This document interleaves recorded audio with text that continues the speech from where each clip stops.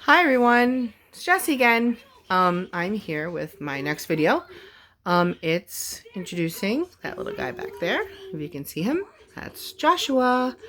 Joshua is 3 years old. He doesn't have a lot of language right now. This introduction video is going to have to be handled a little differently. As you saw with Josiah, he's very interactive and he expresses himself, and he's a clown. Joshua is everything's on Joshua's terms.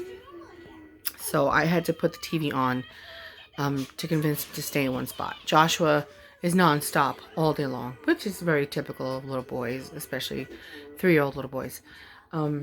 He's a very sensory sensitive child. He looks for deep input in any way.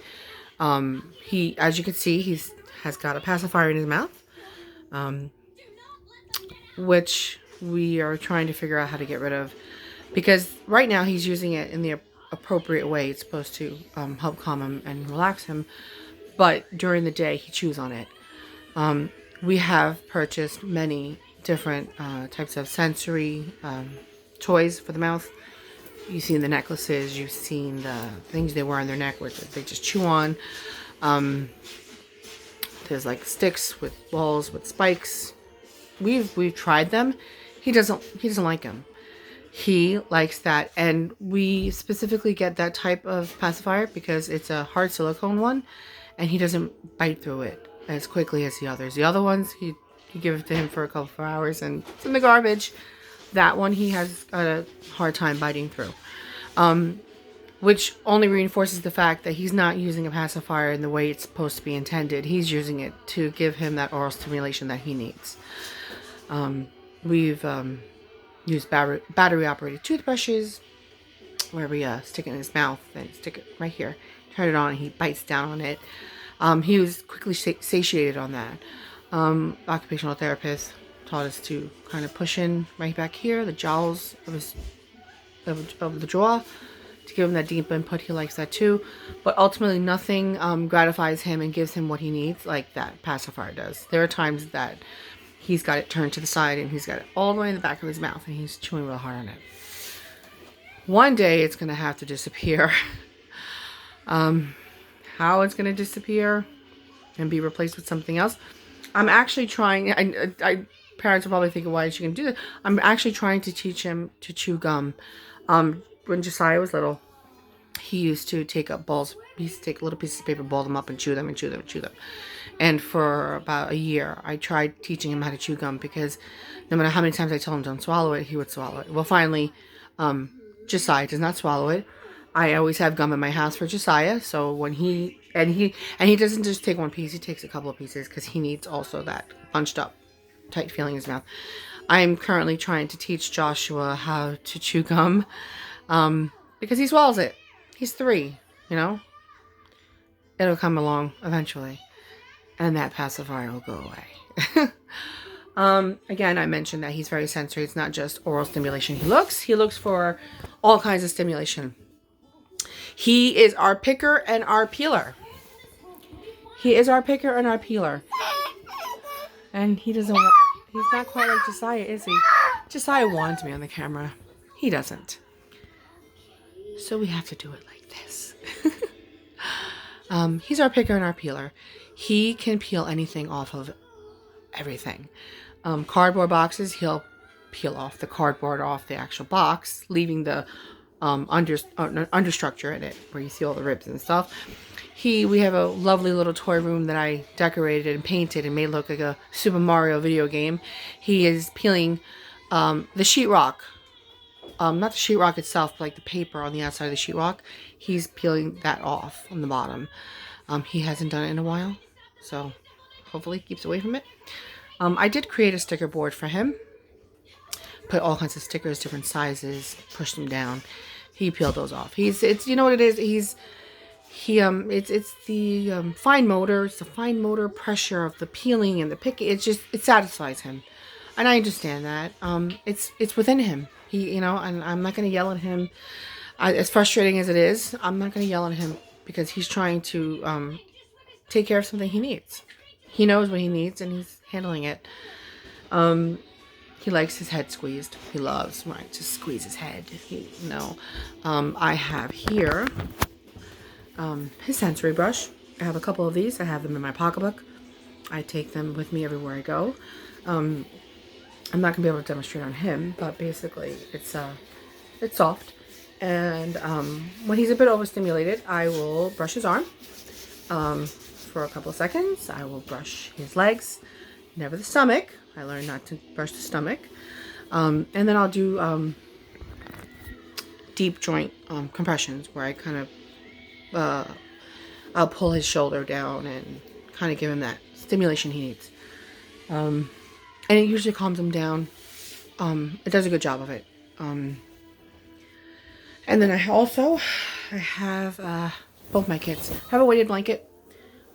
This is Joshua's weighted blanket. It's based on his weight. And sometimes, you know, what's really great about him is that he knows when he needs a break. He knows when he needs a sensory break, and he'll just kind of grab his blanket, just right here, and lay down on the floor and cover himself with it completely. He's been doing that for about a year. So I mean, I think it's pretty wonderful that a 2-year-old knew, hey, I need this break. I need this feeling. This is what I need right now. And I'm going to take care of it.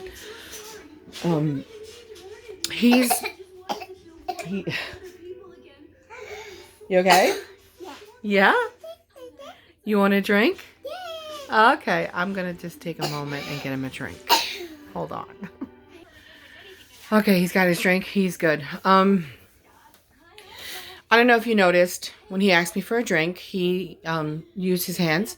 He did the sign for more. That's something I taught him. I've been trying to give him some alternate way of communicating with us. Being that he wasn't talking, I tried a PEC system, which, if you're not familiar with that, it's a picture exchange system.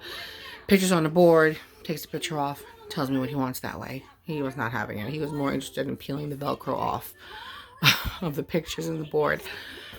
So I did teach him the sign for more.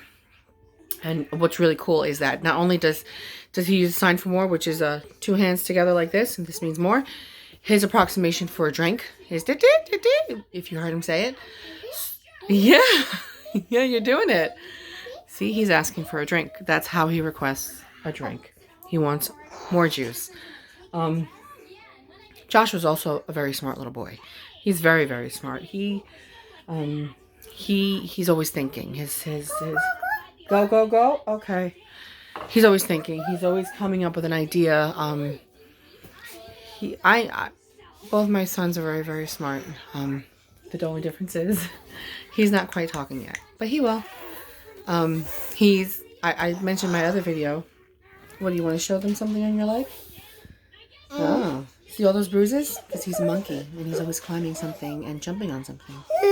Oh, what happened? Mama.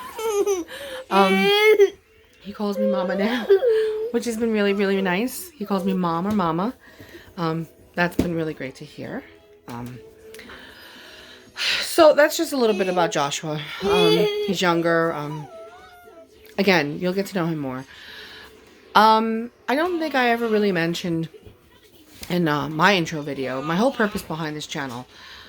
I have many reasons as to why I want to do this. Number one is for educators or anybody who works with the population, not just autism, but Down syndrome, anything. So you can learn, so you can see why sometimes the parents come in a little frazzled and they're losing their minds, you know. It's rough. I also made this video to support other parents who have children with a disability, not just autism, any disability, because as a parent, you don't want anything wrong with your kids. You want them to be happy and life to be easy for them as much as possible.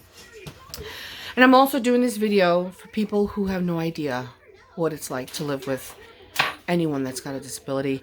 I know people mean well, but the people who have given me the most unsolicited advice are people who have no idea what they're talking about. And I don't mean this to be offensive, but it's a challenge to say shut up, not say shut up. you know, it's kind of hard. So I'm not saying this to put down anyone who wants to offer their advice. I'm saying that I'm showing this so maybe you can understand that when this mother looks frazzled, or when this father looks frazzled, or when they're just breaking down crying, or they look like they're about to lose it, there might be something going on at home that you don't realize occurs. It's hard because you see a child with a disability, you see them for that moment, but these parents are living it 24 hours a day.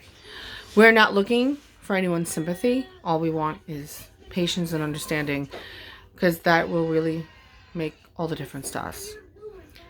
So here we are, folks. Mr. Joshua eating M&Ms 10 o'clock at night. All right, thanks.